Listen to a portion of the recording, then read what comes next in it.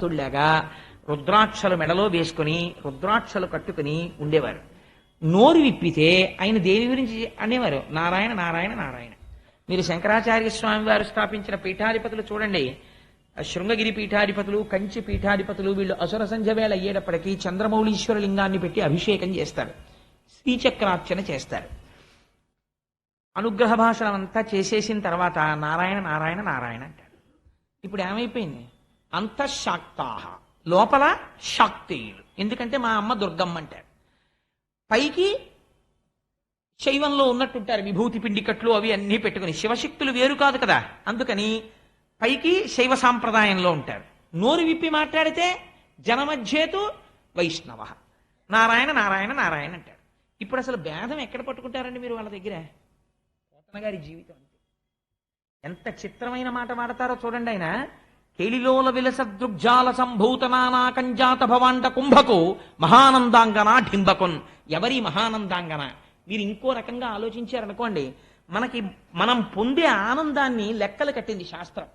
మీరు స్వీట్ స్టాల్కి వెళ్ళి కాజా బాగుంటుందండి, దీనికన్నా మడత కాజా బాగుంటుందండి, దీనికన్నా నేతి కాజా బాగుంటుందండి, దీనికన్నా ఏదో బాదుషా బాగుంటుందండి, ఇలా ఏదో చెప్పుకుంటాం కదా.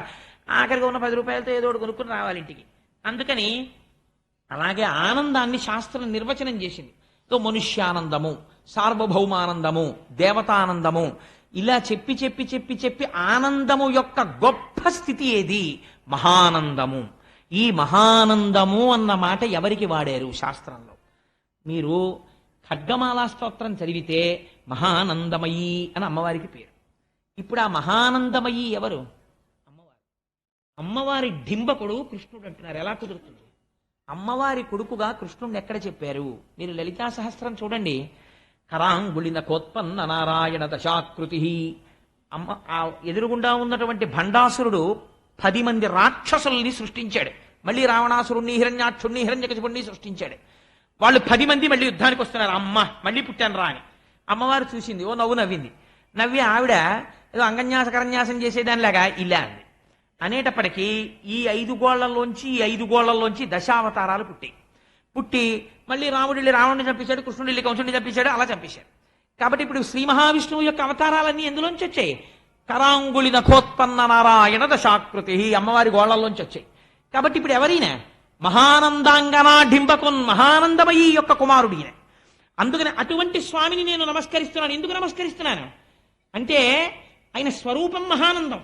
కృష్, ఆయన పేరు కృష్ణుడు, నిరతిశయ ఆనంద స్వరూపుడు. నాకేం కావాలి? ఈ భాగవతం చెప్పుకుని సన్మానపత్రం రాయించుకోవడమో, లేకపోతే ఈ భాగవతం చెప్పుకుని ఏదో పారితోషికం పుచ్చుకోవడమో, ఈ భాగవతం చెప్పుకుని బట్టలు పెట్టించుకోవడమో, దానికి నేను చెప్పుకోవట్లేదు. మరి ఎందుకు చెప్పుకుంటున్నావు? మీకు ఒక ఆశ్చర్యకరమైన విషయం చెప్తాను. అది ఎంతవరకు యథార్థమో పక్కన పెట్టండి. నేను ఒక చోట పోతన గారి చరిత్రలో చదివాను. పోతన గారు భాగవతాన్ని అంతటిని రచించి ఒక మంజూష ఎందు పెట్టారు. పెట్టి ఆయన ఎవ్వరికీ నేను ఇంత భాగవతం రచించానని కూడా చెప్పలేదు. ఇది రామచంద్ర ప్రభు సొత్తు, ఆయనకి అంకితం ఇచ్చేశానన్నారు. కొడుకుని పిలిచి, ఒరే నాయన ఇది పూజామందిరంలో పెట్టు అన్నారు. తాళపత్ర గ్రంథాలని పూజామందిరంలో పెట్టారు. కొంతకాలం అయిపోయిన తర్వాత పోతన గారి కుమారుడు కూడా అనారోగ్యం పాలయ్యాడు, పెద్దవాడైపోయి. తన శిష్యుణ్ణి పిలిచి చెప్పాడు, ఒరే జాగ్రత్తరా, మా నాన్నగారు రచించుకున్నటువంటి భాగవతం ఆ మంజూషలో ఉంది అని. అందులోంచి 4-5 చెదపురుగులు బయటికి వస్తూ కనపడ్డాయి శిష్యుడికి. అప్పుడు ఆ శిష్యుడు తీశాడు మంజూష. తీసి చూస్తే అందులో ఆంధ్రీకరింపబడినటువంటి భాగవతం దొరికింది. ఇంత గొప్ప భాగవతం అని అప్పుడు తాళపత్ర గ్రంథాలకు ఎక్కించారు తప్ప ఆయన జీవితంలో ఎప్పుడూ కనీసం నేను ఇంత గొప్ప విషయాన్ని రచించానని ఆయన బయట చెప్పుకోలేదు. అది పోతన గారంటే. అంత నిరాడంబరుడు మహానుభావుడు. అటువంటి పోతనామాచ్యుల వారు ఒకానొక సందర్భంలో ఆయన మీద తీవ్రమైన ఒత్తిడి వచ్చింది. ఈ భాగవతాన్ని నువ్వు కాని అంకితం ఇస్తే లక్షలు ఇస్తారు, కోట్లు ఇస్తారు, నీకు అర్ధరాజ్యాలు ఇస్తారు, సన్మానాలు చేస్తారు, సత్కారాలు చేస్తారు, రాజులు వెంటబడ్డారు భాగవతం అంకితం ఇమ్మని. ఒకానొక సమయంలో పోతన గారు రాత్రి పలహారం చేసి పడుకుందామని వెడుతుంటే ఇంట్లో ఎక్కడో గజ్జెల చప్పుడు వినపడింది. నేను ఒక చోట వ్యాఖ్యానంలో చూశాను. ఏమిటి, ఆ రోజుల్లో మనకిలా కరెంట్ అది లేదు కదా, ఎక్కడో ఒక తైల దీపం వెలుగుతుండేది. ఏమిటి చీకట్లో ఎక్కడో చప్పుడు వినపడుతోందని చూశారు పోతన గారు. బహుశః అటువంటి దర్శనాన్ని పొందినటువంటి వ్యక్తి వేరొకడు లేడు. పోతన గారు పొందిన దర్శనం ఏమిటో తెలుసా అండి? ఏడుస్తూ కనపడింది సరస్వతీదేవి. వెంటనే లేచి కూర్చుని నమస్కరించి అన్నారు, కాటుక కంటి నీరు చనుకట్టు పయింబడ ఎలయక్షదో కైఠబరాజు మర్దనుడి గదిలి కోడలా ఓ మదంబ, నిన్నకటి కున్కునిపోయి అల్ల కర్ణాట కిరాత కీచకులకి అమ్మను త్రిశుద్ధిగా నమ్ము భారతి. అమ్మా ఎందుకమ్మా అలా ఏడుస్తావు? కాటుక కంటి నీరు చనుకట్టు పయింబడ ఎలయక్షదో కైఠబరాజు మర్దనుని గాదిలి కోడలా ఓ మదంబ, ఓ హటక గర్భురాణి. అమ్మ కంటి కాటుక కరిగిపోయి వక్షస్థలం మీద పడిపోయేటట్టుగా నల్లటి నీరుగా ఏడుస్తూ నిలబడ్డావా? ఈ భాగవతాన్ని పట్టుకెళ్ళి ఎవరికో అంకితం ఇస్తాననుకుంటున్నావా అమ్మా? ఈ మనుజేశ్వరాధములకిచ్చి పురంబులు వాహనంబులను సొమ్ములు కొన్ని పుచ్చుకొని సొక్కి శరీరము బాసి కాలుచే సమ్మెటవాటులంబడక సమ్మతి శ్రీహరికిచ్చే చెప్పే ఈ బొమ్మెరపోతలాజొకడు భాగవతంబు జగద్దితంబుగన్ అని ప్రకటించుకున్నారు. ఈ భాగవతాన్ని ఇంత కష్టపడి రచించి రామచంద్ర ప్రభువు నా చేత రచింపచేస్తే ఈ మనుజేశ్వరాధములకిచ్చి ఈ రాజులకిచ్చి వాళ్ళు అధములు, వాళ్ళకేం తెలుసనిస్తాను? భోగభాగ్యాలతో విర్రికి ఉన్నవాళ్ళు తప్ప వాళ్ళకి భక్తి ఉందా, బూడిదుందా? వాళ్ళకి ఎందుకు ఇవ్వాలి? ఎంత ధైర్యంగా రాశారో చూడండి ఆయన. ఈ మనుజేశ్వరాధములకిచ్చి పురమ్ములు వాహనంబులు సొమ్ములు కొన్ని పుచ్చుకొని ఓ 4 పురాలిస్తాడు. గ్రోకట గామాధ్యనేకగ్రహారములు అడిగిన సీమలు అందునిచ్చే ఆంధ్ర కవితా పితామహ అల్లసాని పెద్దనామాచ్చ అని నన్ను పిలుచునట్టి కృష్ణరాయలతో దివికేగలేక బ్రతికియున్నాడ జీవచ్ఛవంబునగుచు అంటాడు అల్లసాని పెద్దన గారు మనుచరిత్రలో. అలా ఏదో కొన్ని అగ్రహారాలు ఇస్తే ఇవ్వచ్చు, నాకు అక్కర్లేదు అవన్నీ. కానీ ఇవన్నీ పుచ్చుకుని నేను పట్టుకెళ్ళిపోతానా? నేను పట్టుకెళ్ళను. ఒకనాడు శరీరము సొక్కిపోతుంది, వృద్ధాప్యం వచ్చేస్తుంది, పడిపోతే ఆనాడు కాలుడు వస్తాడు యమధర్మరాజు. ఏవిరా నీతో రామచంద్రమూర్తి భాగవతం చెప్పిస్తే, రామచంద్రమూర్తి భాగవతం రాయిస్తే అమ్ముకున్నావురా దాన్ని అరణానికి అని నన్ను ఈడ్చుకెళ్ళి నా కడుపులో ఉన్న ప్రేగులు పైకి తీసి కత్తితో నరికి నా కండ నాతో తినిపిస్తారు. నాకెందుకయ్యా ఇవన్నీ? ఈ మనుజేశ్వరాధములకిచ్చి పురమ్ములు వాహనమ్ములు సొమ్ములు కొన్ని పుచ్చుకొని సొక్కి శరీరము బాసి కాలుచే సమ్మెటవాటులంబడక సమ్మతి శ్రీహరికిచ్చే చెప్పే ఈ బమ్మెరపోతరాజొకడు భాగవతంబు జగద్భీతంబుగన్. పోతే పోని ఏం రాదు, నాకు 4 రూపాయలు రావు, నాకు రావలసినటువంటి కంకణాలు రావు, నాకు రావలసినటువంటి అగ్రహారాలు రావు, నాకు అక్కర్లేదు. బాల రసాల సాల నవ పల్లవ కోమల కావ్యకన్యకన్ కూడులకిచ్చి అప్పడుపు కూడు భుజించుట కంటే హాలికుల్ సత్కముల్ హాలికులైననేమి ఘనాంతర సీమల కందమూల గౌద్ధాలికులైననేమి నిజదార సుతోదర పోషణార్థమై బాలరసాల సాల నవ పల్లవ కోమల కావ్యకన్యకన్ బాలరసాల సాల అయినటువంటి ఈ కోమలమైన కావ్యకన్యని పట్టుకెళ్ళి ఎవడో ఒక దౌర్భాగ్యుడికి ఇచ్చి వాడు ఇచ్చినటువంటి డబ్బు తెచ్చుకుంటే నేను పడుపు వృత్తి చేసిన వాడిని అవుతాను, అమ్మాయిని పట్టుకెళ్ళి అమ్ముకున్న వాడిని అవుతాను. ఆ పడుపు కూడు భుజించటకుంటే హాలికుల్ సత్కముల్ హాలికులైననేమి గహనాంతర సీమల గౌద్ధాలికులైననేమి. ఒకవేళ 1 ఎకరం పొలం దున్నుకుని దొరికినటువంటి ఇన్ని వడ్లు హాయిగా వండుకుని తిని బతికితే మాత్రం నాకు వచ్చిన నష్టం ఏమిటి? లక్షాధికారైన లవణమన్నమే కాని మెరుగు బంగారంబు మింగబోడు. 1 కోటి రూపాయలు ఉన్నవాడు చచ్చిపోట్లా, వాడు ఏం తింటున్నాడు? తింటే బతికేస్తున్నాడా? చాలు, నాకు నేను ఇలా బ్రతికేస్తే నాకు చాలు, నాకేం అక్కర్లేదు. అందుకని నేను మాత్రం ఆ పడుపు కూడు భుజించుట కొంటే సత్కముల్ హాలికులైననేమి, నేను పొలం దున్నుకుంటే మాత్రం నాకు వచ్చిన నష్టం ఏమిటి? నాకు అక్కర్లేదు ఐశ్వర్యం. ఇది పోతనామాచ్యుల వారంటే. అందుకే కరుణశ్రీ గారు పొంగిపోతాడు. గంటమో చేతిలోది ములుగర్రయో చేసెడిది సేద్యమో లేక పద్యమో మంచెయందు కూర్చుంటివో మంచమందో నిలకడ ఇంటిలోనో పంట పొలాననో చేసెడిది సేద్యమా లేక పద్యమా, నీకేది ప్రియం వగున్? ఏమయ్యా పోతనా, నేను ప్రశ్న ఇస్తాను చెప్పు. అసలు గంటమో చేత్తో గంటం పట్టుకుని భాగవతం రాశావా? చేతిలోది ములుగర్రయో ఓ కర్ర పట్టుకుని ఎద్దుల్ని అదిలించుకుంటూ పొలం దున్నావా? చేతిలోది ములుగర్రయో చేసెడిది సేద్యమో అక్కడ పంట పండించావా? లేక పద్యమో పద్యాలు రచిస్తూ కూర్చున్నావా? మంచెయందు కూర్చుంటివో పొలంలో మంచం మీద కూర్చున్నావా? ఇంటికెళ్ళి మంచం మీద కూర్చున్నావా? మంచం మీద కూర్చోవడం అంటే ఒక ఆసనం మీద కూర్చుని భాగవతం రాశావా? మంచెయందు కూర్చుంటివో మంచమందో చేసెడిది సేద్యమో లేక పద్యమో. యువతల వ్యవసాయం చేస్తున్నావా, పద్యాలు రాస్తున్నావా? ఎప్పుడు చేసావయ్యా ఇవన్నీ? అసలు నీకు కలమా హలమా, నీకేది ప్రియం బగున్?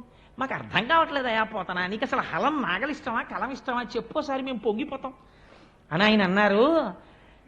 కాయలు కాచిపోయినవిలే అరచేతులు వ్రతఘంటపున్ రపిడి చేతనో కరకు నాగలి మేడిని పట్టి సెజ్జమున్ చెయుట చేతనో కవికృషీవలా నీ వ్యవసాయ దీక్షకాహాయని ఇంతలేసి కనులు అర్పక చూసిరిలే దివౌకసుల్లన్నారు. దేవతలు కనురెప్ప వెయ్యరు. కరుణశ్రీ గారు అన్నారు, దేవతలు కనురెప్ప ఎందుకు వెయ్యరో నాకు ఇప్పుడు అర్థమైందన్నారు. మహానుభావుడి చేతులు కాయలు కాసిపోయాయి పోతన గారివి.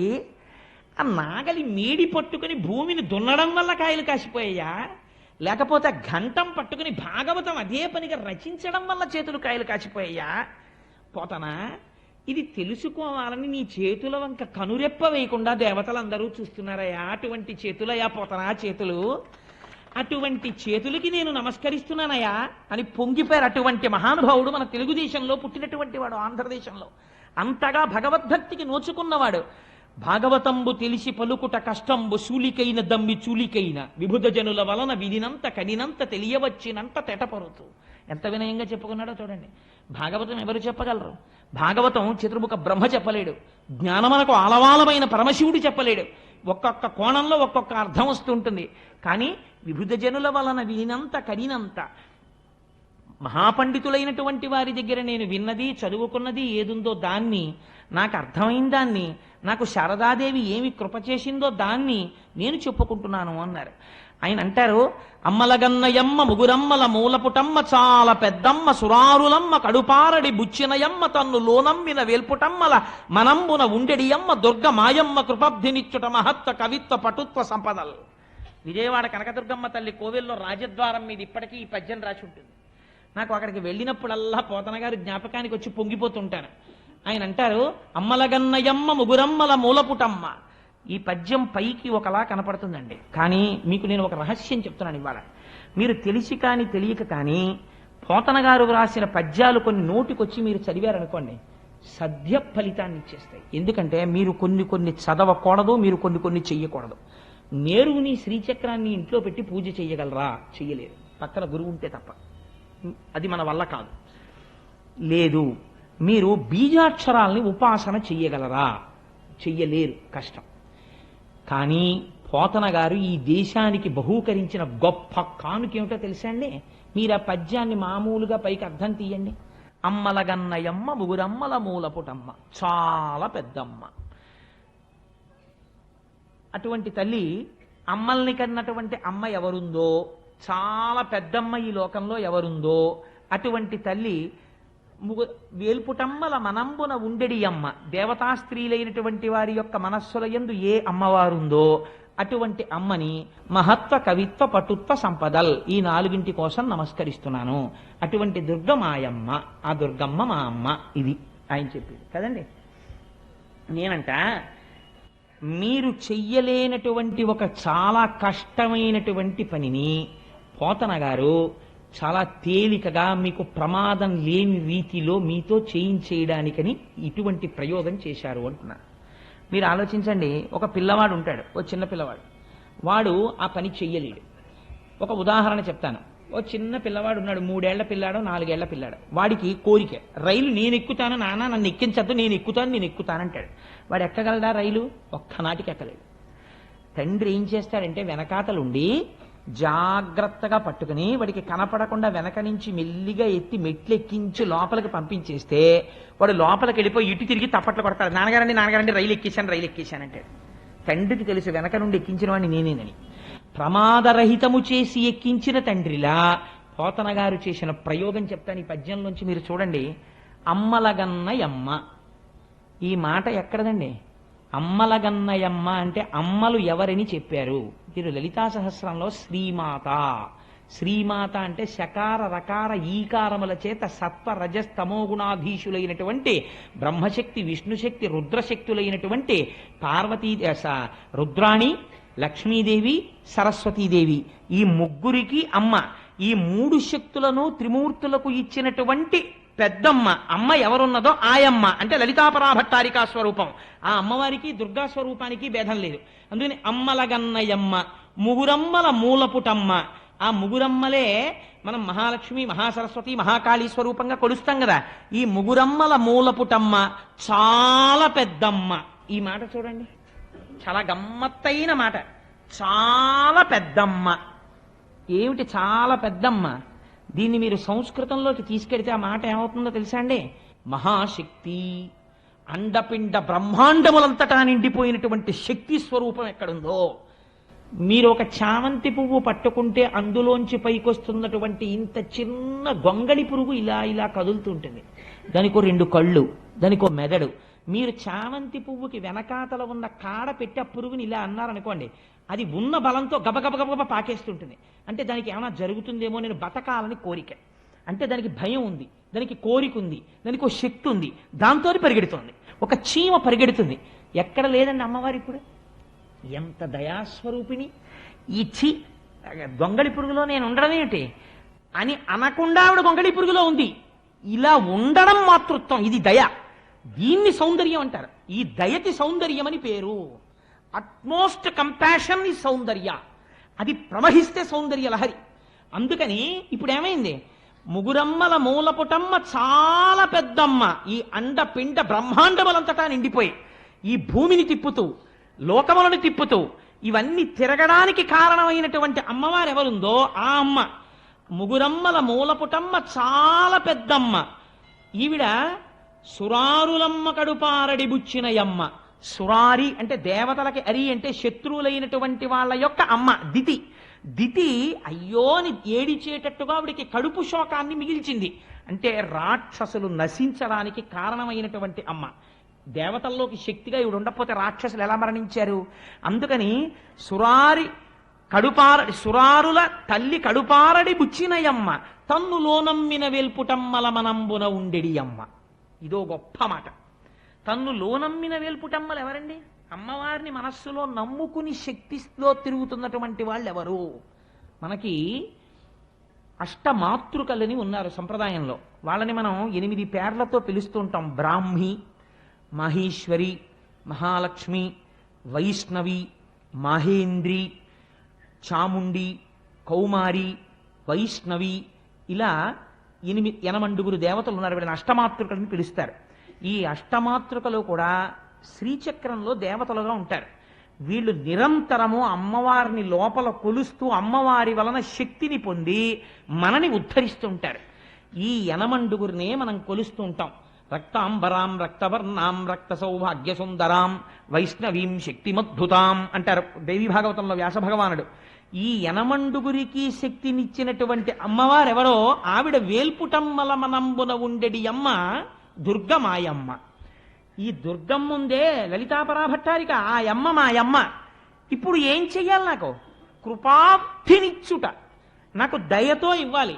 నాకు అర్హత ఉందని ఇవ్వక్కర్లేదు, నాకు ఇచ్చేయాలి దయతో. ఏమిటివ్వాలి? మహత్వ, కవిత్వ, పటుత్వ సంపదల్. మీరు సాధారణంగా అమ్మవారికి శాక్తేయ ప్రణవములు అని కొన్ని బీజాక్షరాలు ఉన్నాయి. ఓం, ఐం, హ్రీం, శ్రీం, క్లీం, సౌః అని ఈ 6 శాక్తేయ ప్రణవములు అని పిలుస్తారు. వీటిని, ఆ బీజాక్షరాల్ని, బీజాక్షరం అంటేనే చంద్రశేఖర పరమాచార్య స్వామి అంటారు లెటర్ ప్రెగ్నెంట్ విత్ సౌండ్ అంటారు. దాన్ని ఎలా పడితే అలా ఉపాసన చెయ్యకూడదు. కాబట్టి మీరు చెయ్యగలరా? అన్ని వేళలా చెయ్యలేం. కానీ ఇప్పుడు పోతన గారు ఒక గొప్ప ప్రయోగం చేశారు. కృపాబ్ధినిచ్చుట మహత్వ. మహత్వానికి బీజాక్షరం ఏమిటండి? ఓం. కవిత్వ, కవిత్వానికి బీజాక్షరం ఏమిటి? ఐం. మహత్వ, కవిత్వ, పటుత్వ, భువనేశ్వరి బీజాక్షరం ఏమిటి? హ్రీం. ఆ తర్వాత సంపదల్, లక్ష్మీదేవి, శ్రీం. ఇప్పుడు ఓం, ఐం, హ్రీం, శ్రీం. అమ్మలగన్నయమ్మ, శ్రీమాత్రే నమః. ఓం, ఐం, హ్రీం, శ్రీం, శ్రీమాత్రే నమః. మీరు బీజాక్షరాలతో అస్తమానం అనడానికి వీల్లేదు. అలాగా కానీ మీరు రైల్లో కూర్చుని, బస్సులో కూర్చుని, స్నానం చేయకుండా ఎక్కడున్నా కూడా అమ్మలగన్నయమ్మ ముగురమ్మల మూలపుటమ్మ చాలా పెద్దమ్మ సురారులమ్మ కరుపారడి బుచ్చినయమ్మ తన్ను లోనమ్మిన వేల్పుటమ్మల మనంబున ఉండెడియమ్మ దుర్గమాయమ్మ కృపబ్ధి నిత్యుట మహత్వ కవిత్వ పటుత్వ సంపదల్ అంటున్నారు అనుకోండి. మీరు మరో రూపంలో ఓం, ఐం, హ్రీం, శ్రీం, శ్రీమాత్రే నమః, ఓం, ఐం, హ్రీం, శ్రీం, శ్రీమాత్రే నమః అనేస్తున్నారు. మీరు అస్తమానం అమ్మ అమ్మ అమ్మ అమ్మ అమ్మ అంటే ఏమైపోతుంది? అమ్మవారు తొందరగా పలికేది దేనికి? వేరొక నామానికి పలకదు. అందుకే లలితా సహస్రం శ్రీమాత అమ్మతనంతో ప్రారంభమవుతుంది. ఆవిడ రాజరాజేశ్వరి అయినా ఆవిడ ముందు అమ్మ. అమ్మా అనేటప్పటికీ పొంగిపోతుంది అంతే. ఏమిరా అబ్బాయి అంటుంది. ఇన్ని మాటలు ఆ పద్యంలో అటు ఇటు అమ్మ అమ్మ అమ్మ అమ్మ అంటున్నారు అనుకోండి, అమ్మలగన్నయమ్మ అని మీరు ఓ అమ్మ అమ్మ అమ్మ అని పిలుస్తుంటే అమ్మ ఏం చేస్తుంది? బా పిల్లాడు అస్తమానం అమ్మ అమ్మ అమ్మ అని తినేస్తున్నాడు అనుకోండి, ఎవరో పెద్దవాళ్ళతో మాడుతుంటే ఏమిట్రా అంటుంది. ఇంత విసుక్కుంటూ చూసిన అమ్మ అమ్మ ఆకలేస్తోందమ్మా అన్నం పెట్టమ్మా అంటాడు. ఉండి వస్తున్నాను, ఒక్క 5 నిమిషాల్లో వచ్చేస్తానండి. నేను గబగబా కాస్త ఉసిరికాయ పచ్చడి అన్నం నెయ్యేసి కలిపేసి తింటుండి మళ్ళీ వస్తానంటుంది. ఎందుకని? అలా 4 మాటలు అమ్మ అమ్మ అమ్మ అని పిలిచేటప్పటికి విసుక్కోవడం చేత కానటువంటి దయాస్వరూపము అమ్మ. ఇప్పుడు మీరు ఓం ఐం హ్రీం శ్రీం శ్రీమాత్రే నమః అని లేకపోవచ్చు, కానీ అమ్మలగన్నయమ్మ ముగురమ్మల మూల పుటమ్మ చాలా పెద్దమ్మ అనడానికి కష్టం ఏమిటండి? ఇప్పుడు చెప్పండి, పోతన గారు శ్రీ విద్యా రహస్యాలన్నింటినీ ఔపాసన పట్టి ఆంధ్రదేశానికి ఒక మహత్తరమైన కానుకని బహూకరించిన మహాపురుషుడా కాదా? ఆయన ఒక ఋషి పోతన గారు. అందుకని ఆ పద్యం ఇచ్చారు. ఇచ్చి వెంటనే అంటారు, వాలిన భక్తి మెచ్చదన వారిత తాండవ కేళికి దయాశాలికి శూలికి శిఖరిజా ముఖపద్మ మయూక మాలికి కపాలికి బాల శశాంక మౌళికి నారదాది మునిముఖ్య మనస్సరసీరుహాళికి అంటారు. వాలిన భక్తి మెచ్చదన వారిత తాండవ కేళికి. ఏమి మాటలండి పోతన గారి నోటంట పడ్డాయి? పోతన గారా పలికింది? వెనక రామచంద్రమూర్తి పలికిస్తున్నారు ఆయనతోటి. వాలిన భక్తి. వాలిన భక్తి ఏమిటండి? ప్రపంచంలో మీరు ఎక్కడైనా నిలబడిన భక్తి, వాలిన భక్తి, ఒంగున్న భక్తి, కూర్చున్న భక్తి ఇలా విన్నారా? సాత్విక భక్తి, రాజస భక్తి, తామసిక భక్తి ఇలా ఉంటాయి. అంతేగాని వాలిన భక్తి, నించున్న భక్తి, పడుకున్న భక్తి ఇలా ఉండదు. మరి పోతన గారంతటి వారు వాలిన భక్తి అన్న మాట ఎలా వేశారు? అంటే వాలిన భక్తి అంటే ఏమిటో తెలుసా అండి? నాకు యోగ్యత లేదు, నేను నీకు నమస్కరించగలిగిన వాడను కాను, నీ స్వరూపము నాకు అర్థం కాదు, కానీ ఏమీ చేత కాని వాడనైనటువంటి నేను చేసిన నమస్కారమును స్వీకరించి వీడు నన్ను అర్థము చేసుకోలేడు అన్న నా యొక్క అశక్తతని నా యందు అర్హతగా చూపించి నాకు కరుణతో నీ స్వరూపాన్ని నాకు నువ్వు తెలియచెప్పి నన్ను నీ అంత వాణ్ణి చేసి నీలో కలుపుకోవడం నీ ఔదార్యం. నా అశక్తి ఉంటే తప్ప నీ శక్తి ప్రకటితమవుదు. అందుకని శరణాగతి ఏం చేస్తుంది? నీ దౌర్బల్యము చేత ఈశ్వరుడి శక్తిని ఆవిష్కరింపజేస్తుంది. లేనినాడు ఈశ్వరుడి యొక్క కరుణ ఆవిష్కరింపబడడానికి అవకాశం ఎక్కడుంది? శరణాగతి లేకపోతే. శరణాగతిలో భక్తుడి యొక్క వినయము ప్రకటితమవుతుంది, భగవంతుడి యొక్క దయ ప్రకటితమవుతుంది. ఇప్పుడు శరణాగతి చేస్తున్నారు. ఎవరికి? తాను ఏ పరమేశ్వరుణ్ణి నమ్మారో ఆ శంకరుడికి నమస్కరిస్తున్నారు. ఎక్కడ చూపించారండి భేదం పోతన గారు? పలకలా కృష్ణ కథ. వాలిన భక్తి. వాలిన భక్తి అంటే ఏమిటో తెలుసా అండి? మనం సాష్టాంగ నమస్కారం చేస్తాం ఈశ్వరుడికి పూజంతా అయిపోయిన తర్వాత. అప్పుడు ఒక మాట చెప్తాం, స్వామి ఉరసా శిరసా దృష్ట్యా మనసా వచసాస్తథా పద్యాః కరాభ్యాం కర్ణాభ్యాం ప్రణామోష్టాంగముచ్యతే అని. స్వామి చూశావా, నేను నీ ముందు వాలిపోయి నేల మీద పడి నా గుండెలు తగిలేట్టు, నా తల తగిలేటట్టు, నా కన్నులు తగిలేట్టు, నా చెవులు తగిలేటట్టు, నా చేతులు తగిలేటట్టు, నా పాదములు తగిలేటట్టు నేను భూమి మీద పడి నమస్కరిస్తున్నాను అంటే శరణాగతి. వాలిన భక్తి మెచ్చదన వారిత తాండవ కేళికి. నేను ఇప్పుడు భూమి మీద పడిపోయి నమస్కరిస్తున్నాను. ఎవరికి? అవారిత తాండవ కేళికి. ఏమి మాటలండి పోతన గారి నోటి వెంట. ఈ పద్యాల గురించి వినగానే పొంగిపోకుండా భగవంతుడు ఎలా ఉంటాడో నాకు చెప్పండి.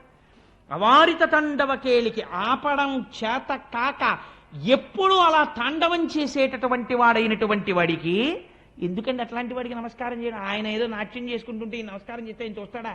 కాదు. ఎందుకు ఆ మాట అంటున్నారో తెలుసా అండి? పోతన గారు ఏమడిగారు? శివారాధన చేసి ఐశ్వర్యం అడగలేదు, జ్ఞానం అడిగారు, మోక్షం అడుగుతున్నారు. అందుకని ఇప్పుడు తాండవ కేళికి. కైలాసం అన్న పేరు ఎందుకు వచ్చిందో తెలుసా అండి? కేళి అంటే ఆనందము సంస్కృతంలో. కైలము అంటే ఏమిటో తెలుసా అండి? ఆనందముల యొక్క సమూహము. ఆనందముల యొక్క సమూహమునకు ఆలవాలమైన ప్రదేశము కైలాసము. కాబట్టి ఆనంద నిలయుడు ఎక్కడ ఉన్నాడు? ఇక్కడ ఉన్నాడు, అక్కడ ఉన్నాడు. కైలాసమునందు శంకరుడు ఉన్నాడు, ఆనంద నిలయుడే ఉన్నాడు. వాడు ఏమిస్తాడు? ఆనందం ఇస్తాడు. ఆనందం ఎందులోంచి వస్తుంది? జ్ఞానంలోంచి వస్తుంది. జ్ఞానం ఏమిస్తుంది? మోక్షం ఇస్తుంది. ఆనందమే మోక్షం. సత్యం జ్ఞానమనంతం బ్రహ్మ. ఆ ఆనందమానికే మోక్షం అని పేరు. కాబట్టి ఇప్పుడు అవారిత తాండవ కేళికి, దయాశాలికి, శూలికి, శిఖరిజా ముఖపద్మ మయూఖ మాలికి ఎన్ని విశేషణాలు వేసేశారండి. విచిత్రం ఏమిటో తెలుసా? ఆయన ఇలా పద్యం చెప్పేస్తుంటే పాదంలో ప్రతి పదానికి చివర ఏ అక్షరం పడిపోతుంది? లికారం పడిపోతుంది. ఇప్పుడు ఈ లికారం ఎందుకు పడిపోవాలని మాటలు? ఇంకో అక్షరం పడకూడదా పద్యం చెప్పేటప్పుడు? అంటే వాలిన భక్తి మెచ్చదన వారత తాండవ కేళికి శిఖరిజామక పద్మమయూక మాలికి శూలికి అన్ని లీ లయకారకుడై అజ్ఞానాన్ని లయం చేసి జ్ఞానం ఇచ్చే శంకరుడు. అందుకని జ్ఞానమునకు అధిపతి అయిన వాడు కాబట్టి లింగస్వరూపుడు కనుక లికారాంతమైనటువంటి పదముల చేత స్తోత్రం చేస్తున్నారు. అయ్యవారిని స్తోత్రం చేసి మహానుభావుడు పోతన గారు మన పిల్లలకి అందించిన గొప్ప కానుక ఒకటి ఉంది. ఇవాళ మనకి చేతకాక మనకి తెలియక మనం వదిలిపెట్టేసుకుంటున్నాం. పోతన గారు శారదాదేవి మీద ఒక పద్యం చెప్పారు. నాకు సరస్వతీ కటాక్షము కలగాలి, నేను భాగవతాన్ని రచించడానికి నేను ఒక పరమ యథార్థాన్ని మీకు ఆవిష్కరిస్తున్నాను. సరస్వతీదేవిని ఉపాసన చేయడానికి 11 మంత్రాలు ఉన్నాయి.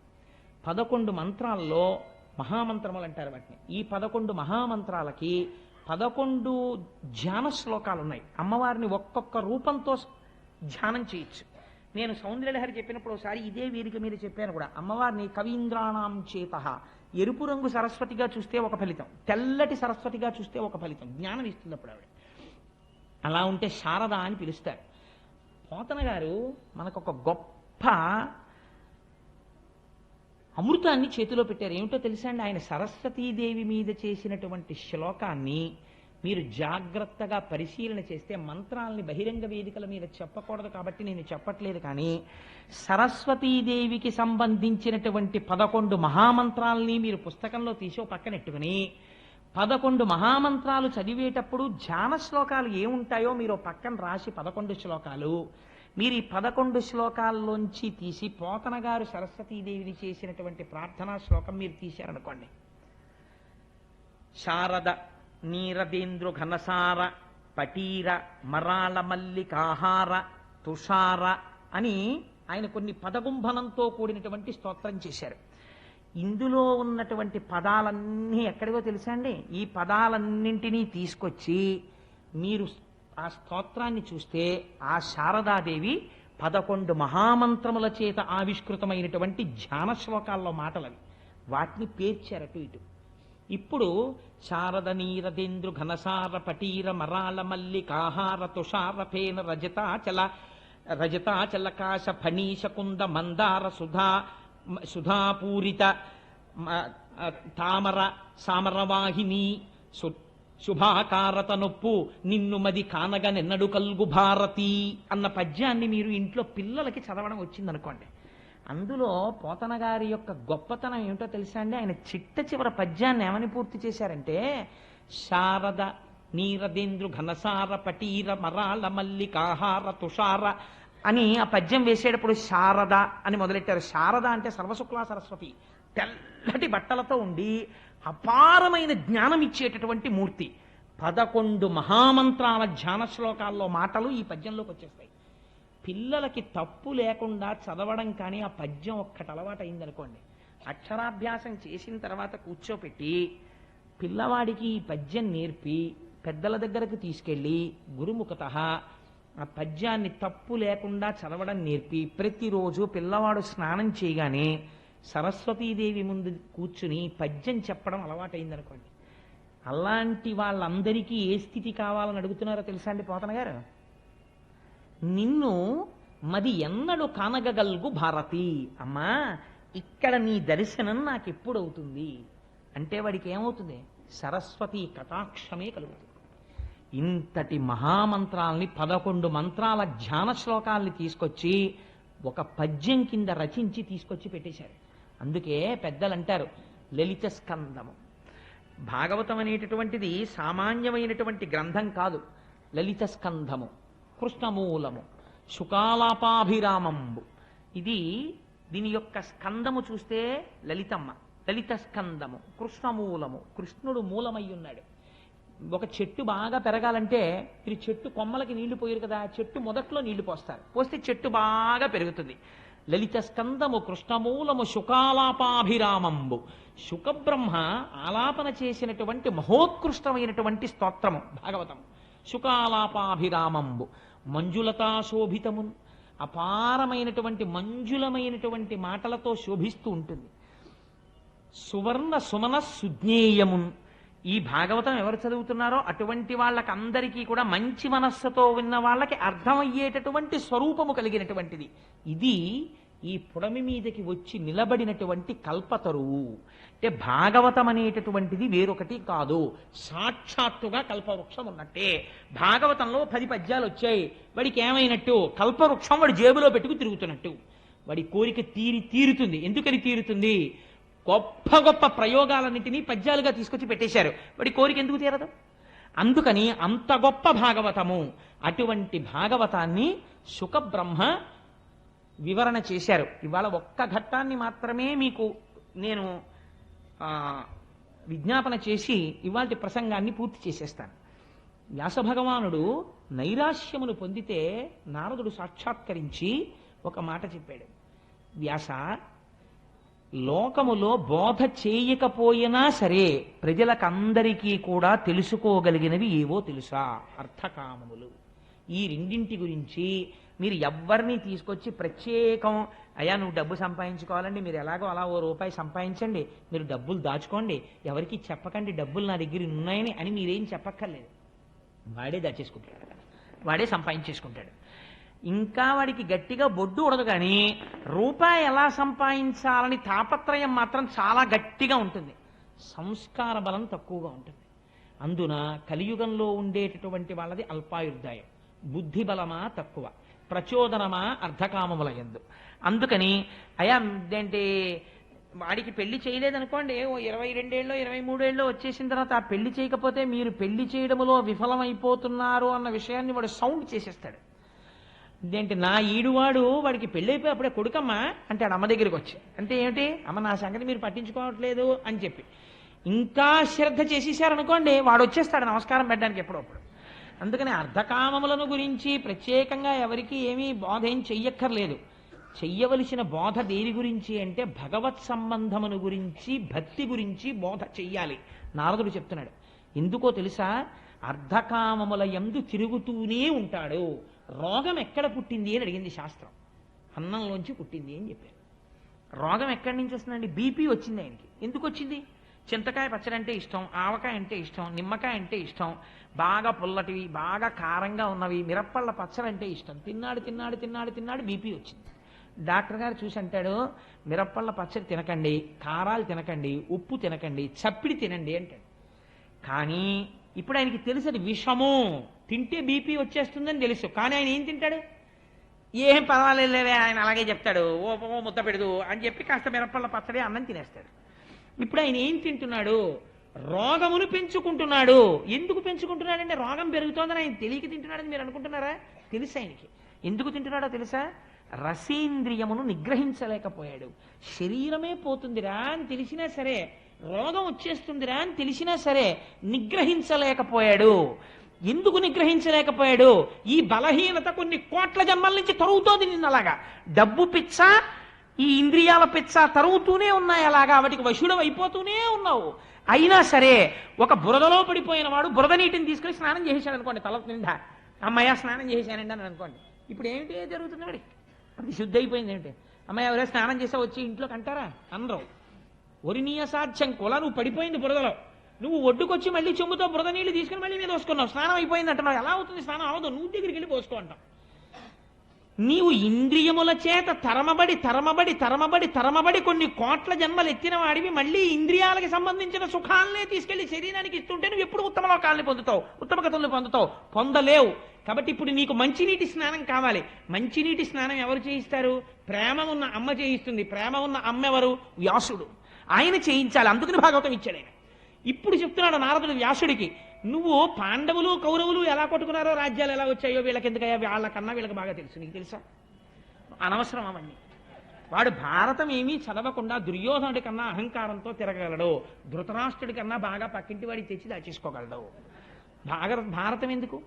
నువ్వేమన్నా ప్రయత్నపూర్వకంగా భగవంతుడి గురించి ఏమైనా చెప్తావా? చెప్తే ఈ జన్మలో వీడు చేసుకున్నటువంటి ఇంద్రియ లౌల్యం వీడిని వచ్చే జన్మలలో హీనోపాఠులలోకి తీసుకుపోతుంది. భగవంతుడికి ఏమి రాగద్వేషాలు ఉండవండి. నేను ఒక మాట చెప్తే మీరు మనస్సులో ఏమనుకోకండి, నేను ఒక యథార్థం చెప్పడం కోసమని మీకు నేను చెప్తాను. మీరు దాని గురించి విచారణ కోసం నేను చెప్తున్నాను అంతే, మీరు మరోలా భావించకండి. నా యందు పరమ పవిత్రమైన వేదిక మీద అసహ్యకరమైన విషయాలు ప్రతిపాదించవలసిన అవసరం నాకు లేదు. ఒక వ్యక్తికి కామము బాగా ఉండిపోయింది అనుకోండి, ఆ వ్యక్తి నోటి వెంట రాకూడని మాట ఒకటి వస్తుంటుంది, మీరు విని ఉంటారు. వృద్ధాప్యం వచ్చేసిన తర్వాత వార్ధక్యంబున మోహమూర్ఖతలచే వాతాది రోగాలచే వ్యర్థం వైజడు వాక్ప్రవాహములచే వాత్సల్య చిత్తంబుచే అర్ధధ్యానముచే మహాభ్రమతచే హాస్య ప్రసంగాలచే స్వార్థం వే పరమార్థమై చెడుదురి స్వార్థ ప్రజల్ శంకర. వాడికి కామ ఉండిపోయింది. ఉండిపోతే వాడు పైకి చెప్పలేక 70 ఏళ్ళు వచ్చేసిన తర్వాత మంచి పంచె కట్టుకుని వచ్చాడు అనుకోండి, తాతయ్య పెళ్లి కొడుకులో ఉన్నావు అన్నారు అనుకోండి సరదాకి ఎవరో. అంటే అమ్మా అలా అనకూడదు, పెళ్లి కొడుకులా ఉన్నావనుకో. నన్ను చూడగానే ఏమండి మిమ్మల్ని చూడగానే త్రివేణీ సంగమంలో స్నానం చేసినటువంటి ఫలితం కనిపించేటటువంటి ఒక మంచి ఉపాసనా బలం పొందుతున్న వాళ్ళే ఉన్నారను, అది శరీరానికి సరిపోతుంది. ఇంకా నేను పెళ్లి కొడుకునేమిటమ్మా అందవాడు. వాడు ఏమంటాడంటే నాకు పిల్లనిచ్చేవాళ్ళెవరు అంటారు. అంటే వాడికి ఎంత కడుపులో బాధ ఉందో చూడండి.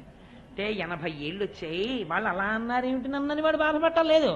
నిజంగా నేను పెళ్లి కొడుకులా ఉంటే పిల్లని ఎందుకు ఇవ్వరు, హాయిగా వాళ్ళే సంబంధాలు చూస్తారేంటి, తాతగారు మీరు చేసుకోండి అని తీసుకొచ్చి నాకు ఇవ్వచ్చు కదా అని వీడికి కడుపులో బాధ.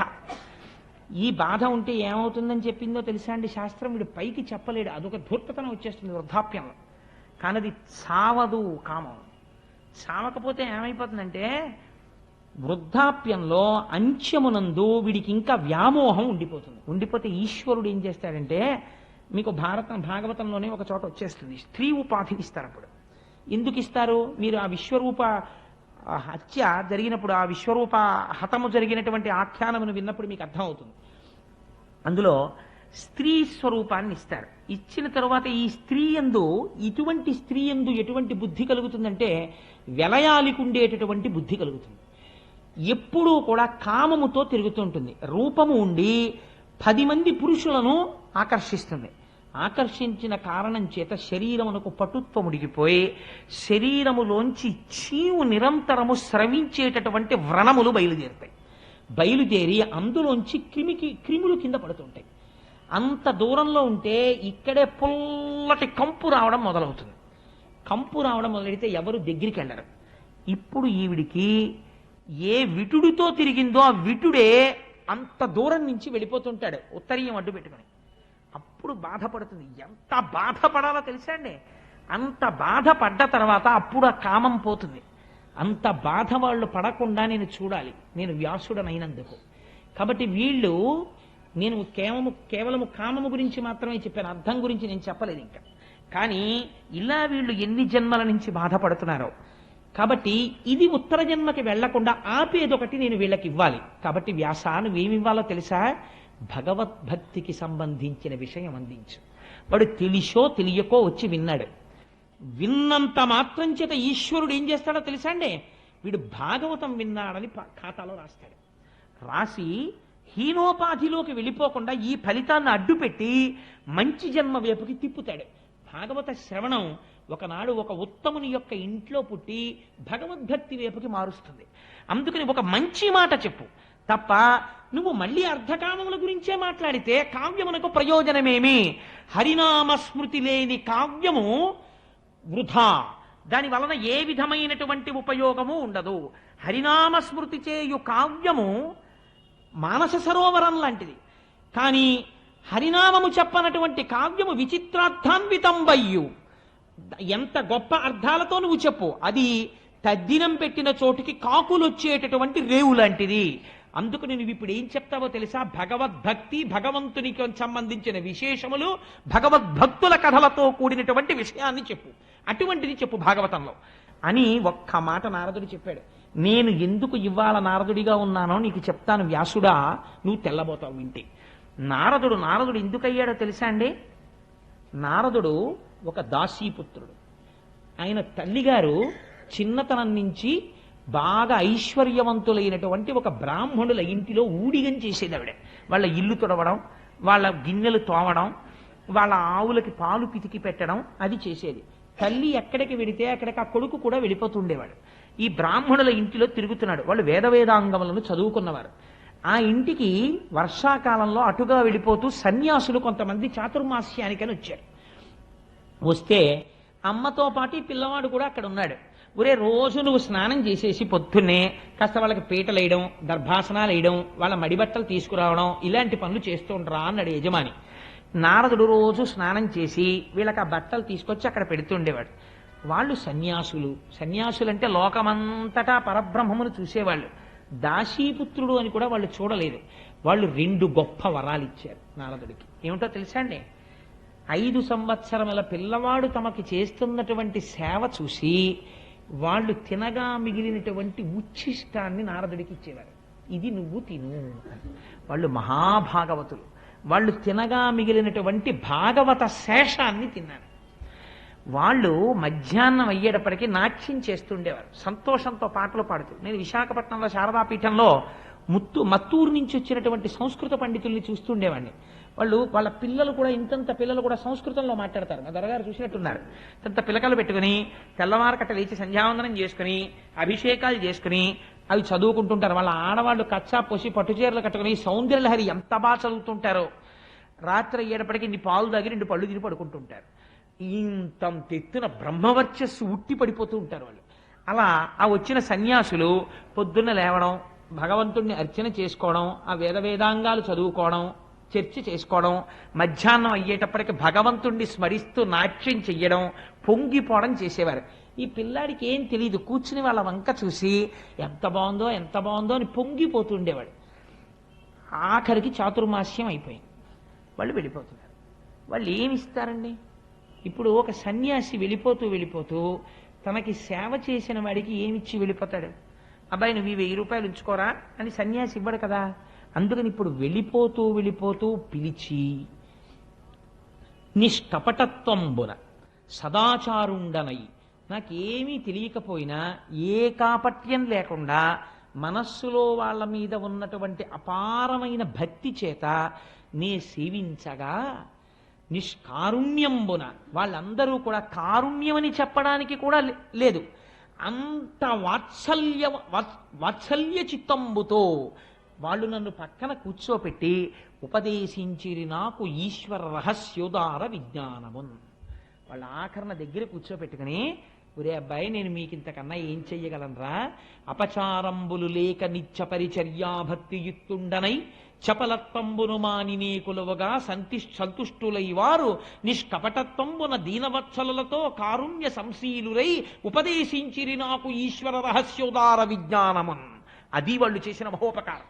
ఒరే నువ్వు రోజు లేచి మాకు ఉపకారం చేశావు, మాకు సేవ చేశావు, రా నీకు జ్ఞానం చెప్తామని కూర్చోపెట్టుకుని వాళ్ళకి కృష్ణ పరమాత్మ మీద 12 మహామంత్రాన్ని ఉపదేశం చేసేసి, ప్రణవోపదేశం చేసేసి, ఆ పిల్లవాడికి కూర్చోపెట్టి ఈ లోకమునందు మాయ ఎలా ఉంటుందో, సత్యం ఎలా ఉంటుందో చెప్పేశాడు. చెప్పేగానే ఇంతకాలం అటువంటి వాళ్ళని సేవించి ఉన్నాడు. సత్పురుష సాంగత్యం, సత్సంగత్తే నిస్సంగత్వం నిస్సంగత్తే, నిర్మోహత్వం నిశ్చలతత్వం నిశ్చలశక్తే జీవన్ముక్తి. అటువంటి సత్పురుషులతో తిరిగి హృదయం అంతా పరిశుద్ధి అయిపోయింది. వెంటనే ఈయనకి మనసులోకి అందేసింది. పైకి అమ్మతో తిరుగుతున్నాడు కానీ ఆ సన్యాసులు వెళ్ళిపోయారు, చాతుర్మాస్యం అయిపోయింది. లోపల ఆ శ్రీమన్నారాయణుణ్ణి తలుచుకుని పొంగిపోతూ రోజు అమ్మతో వెళ్ళేవాడు. ఒకరోజు చీకటి పడిపోయిన తర్వాత ఆ బ్రాహ్మణులు పిలిచి, అమ్మ పెరట్లోకి వెళ్ళి ఆవుల పాలు పితికి పట్టరా అన్నారు తల్లిని. ఆ తల్లి ఆవుల పాలు పితుకుదామని వెళ్ళింది. అక్కడ ఒక పెద్ద త్రాచుపాం పడుకుంది. ఆవిడ చూడకుండా దాని మీద కాలేసింది. ఆ త్రాచుపాం ఆవిడ్ని కరిచేసింది. తల్లి చచ్చిపోయింది. అప్పుడు ఆయన పిల్లవాడు అనుకున్నాడు, అమ్మయ్య నాకున్న ఒకే ఒక బంధం తెగిపోయింది. అమ్మ అన్నదొకటి ఉండడం వల్ల నేను ఈ ఇంట్లో అమ్మతో పాటు తిరగవలసి వచ్చింది. ఇంకిప్పుడు నేను స్వేచ్ఛా విహారిని, అంతటా ఈశ్వరుణ్ణి చూస్తూ వెళ్ళిపోతానని వెళ్ళిపోయాడు. ఎందుకని? ఉపదేశించిరి నాకు ఈశ్వర రహస్యోదార విజ్ఞానవన్. అలా వెళ్ళిపోయి ఒక మహారణ్యంలోకి వెళ్ళిపోయాడు. పెద్ద పులులు తిరుగుతున్నాయి, క్రూర సర్పాలు తిరుగుతున్నాయి. ఆయన అనుకుంటున్నాడు, నాకేమిటి భయం? ఈ లోకమంతటా నిండి నిబిడీకృతమై శాసించేటటువంటి కారుణ్యమూర్తి అయిన శ్రీమన్నారాయణుడు ఇక్కడున్నాడని నాకు వాళ్ళు చెప్పారు. ఇక్కడ నా స్వామి ఉండగా నాకేం ఆపద జరుగుతుంది అని విపరీతమైన దాహం వేసింది. అక్కడ ఒక మడుగు కనపడింది. ఆ నీళ్లు తాగి స్నానం చేసి ఈ లోపల ఉన్న నా స్వామి ఒక్కసారి నాకు సాకారంగా కనపడితే బావుణ్ణు అని ఒక రావి చెట్టు కింద కూర్చుని ద్వాదశాక్షరి తదేకంగా ధ్యానం చేస్తున్నాడు. ధ్యానం చేస్తుంటే లీలామాత్రంగా ఒక మెరుపులా శ్రీమన్నారాయణుని యొక్క దర్శనమైంది. పొంగిపోయి పైనుంచి కిందకి మెరుపును చూసినట్టు చూశాడంతే. అంతర్ధానం అయిపోయాడు. అంతర్ధానం అయిపోయి అశరీరవాణి వినపడింది. ఈ జన్మలో సత్పురుషులతో తిరిగినటువంటి అదృష్టం చేత, వాళ్ళ మాటలు పట్టించుకున్న కారణం చేత నీకు లీలామాత్ర దర్శనం ఇచ్చాను. నువ్వు చూసిన రూపాన్ని బాగా చూడాలలా అని కోరుకుంటూ, నా గురించే చెప్పుకుంటూ, నా గురించే పాడుకుంటూ, నా గురించే మాట్లాడుకుంటూ తిరిగి తిరిగి తిరిగి తిరిగి దేహధర్మం కాబట్టి ఈ శరీరాన్ని వదిలేస్తావు. రోజున వదిలేసిన తర్వాత నిన్ను గుప్తంగా ఉంచుతాను. ఒకనాడు నువ్వు సాక్షాత్తుగా బ్రహ్మదేవుని యొక్క కుమారుడిగా జన్మిస్తావు. ఆనాడు నీకు మహతి అనబడేటటువంటి వీణని బహూకరిస్తాను. దాని మీద నారాయణ స్తోత్రం చేస్తూ స్వేచ్ఛగా లోకముల యందు విహరిస్తావు. నీకు ఈ కానుకరిస్తున్నానన్నాడు శ్రీమన్నారాయణుడు. ఆనాడు శ్రీమన్నారాయణుణ్ణి దర్శనం చేస్తూ తిరిగి తిరిగి దేశమంతటా తిరిగి స్వామి గురించి చెప్పుకుని దేహధర్మం గనక ఒకనాడు ఈ శరీరం వదిలిపెట్టేశాను. వదిలిపెట్టేసి సంతోషంగా బ్రహ్మగారి దగ్గరికి వెళ్ళిపోయాను. మళ్ళీ కల్పాంతం అయిపోయిన తర్వాత చతుర్ముఖ బ్రహ్మగారు సృష్టింపబడ్డాడు నారాయణుడి నాభికమలంలోంచి. మొట్టమొదట ప్రజాపతుల్ని సృష్టించినప్పుడు చతుర్ముఖ బ్రహ్మగారు నన్ను సృష్టించాడు. నాకు మహతి అన్న వీణనిచ్చాడు. ఆ వీణ సర్వకాలముల యందు భగవంతుడికి సంబంధించిన స్తోత్రమే పలుకుతుంది. నేను ఆ నారాయణ నామము చెప్పుకుంటూ లోకములంతటా స్వేచ్ఛగా తిరిగేస్తుంటాను. నేను వైకుంఠానికి వెళ్ళిపోతాను, కైలాసానికి వెళ్ళిపోతాను, సత్యలోకానికి వెళ్ళిపోతాను, ఏ ఊరు పడితే ఆ ఊరు వెళ్ళిపోతాను. ఎక్కడికి వెళ్ళినా లోక సంక్షేమమును ఆవిష్కరిస్తాను, భగవత్ శక్తి గురించి మాట్లాడతాను. అది తప్ప ఇంకొకటి నాకు రాలేదు. వ్యాస, నేను ఇవాళ ఇంతటి వాణ్ణి ఎందువల్ల అవగలిగాను? ఒకనాడు దాసీపుత్రుడనైన నాకు నలుగురు సన్యాసులు ఉపదేశించినటువంటి జ్ఞానము ఇవాళ నన్ను ఈ స్థితికి తెచ్చింది. ఉత్తర జన్మలో, రెండో జన్మలో నారదుడిని అయిపోయాను. నువ్వు భాగవతాన్ని, భగవత్కథని చెప్పగలిగితే విన్నవాడు ఉత్తర జన్మలో ఎందుకు మహాజ్ఞాని కాలేడు, ఎందుకు భక్తుడు కాలేడు? అందుకని భక్తి గురించి చెప్పవయా? ఎందుకు చెప్తావు ధృతరాష్ట్రుడి గురించి, ఎందుకు చెప్తావు దుర్యోధనుడి గురించి? చెప్పకపోయినా వాళ్ళకి తెలుసు అవన్నీ. అందుకని భక్తి గురించి చెప్పు, భక్తికి ఆలవాలమైన భాగవతమును రచించు అంటే ఆనాడు మహానుభావుడు వ్యాస భగవానుడి మాటలు విని పొంగిపోయి, శహబాష్ నారదా, ఎంత గొప్ప మాట చెప్పావయ్యా. ఇప్పుడు నేను భగవంతుడి గురించి, భగవంతుడి విశేషముల గురించి, ఈ బ్రహ్మాండముల ఉత్పత్తి గురించి, ఆయన్ని నమ్ముకున్న భాగవతుల గురించి, ఈశ్వరుడు వాళ్ళ వెంట ఎలా పరిగెత్తినటువంటి వృత్తాంతముల గురించి నేను రచన చేస్తాను. ఇది ఎవరు చదువుతారో, ఎవరు వింటారో వాళ్ళు నారదుడు తరించిపోయినట్టు తరించిపోతారు. అటువంటి భాగవతాన్ని రచన చేయడం ప్రారంభిస్తున్నానని ఆచమనం చేసి కూర్చుని తన ఆశ్రమంలో భాగవత రచన ప్రారంభము చేశాడు వ్యాస భగవానుడు. ఇక్కడ మన పోతన గారు ప్రారంభించారు వాంధ్రీకరణ. రేపటి రోజున ఆ భాగవతం ఎలా ప్రారంభమవుతుందో, పరీక్షిత్ అన్న పేరెందుకు వచ్చిందో, అశ్వత్థామ బ్రహ్మశిరోనామకాస్త్ర ప్రయోగం ఎలా చేశాడో, కృష్ణస్తుతి ఎలా చేశారో ఆ విశేషాల్ని రేపటి రోజున విజ్ఞాపన చేస్తాను. స్వస్తి.